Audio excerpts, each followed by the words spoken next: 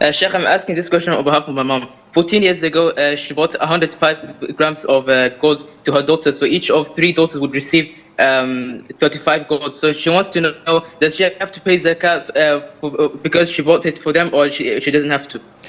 When your mom bought this gold, if this gold exceeded the nisab, the threshold, which is 85 grams of pure gold, we have to look.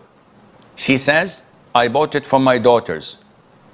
If you look at the reality, if the daughters throughout these 15 years ever told their mom, give me my share, she would not give it to them.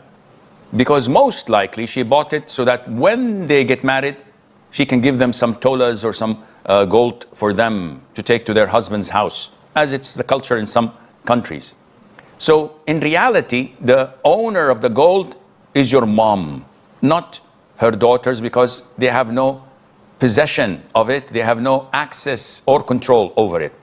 Therefore, yes, your mom has to give zakat over it if it exceeded the threshold of 85 grams. You may say, oh, it's 75 grams. We say, your mom has other jewelry, has other gold of her own. They have to be combined, and she has to pay zakat for all. Assalamu alaikum, Sheikh. Alaikum salam. So my question is that there are many Quran reciters which use likely auto-tune in the recitation, which makes their voice more soothing. So is this okay, and can you listen to them? Jazakallah. Wajazak. I do not understand your question, Ya Muhammad.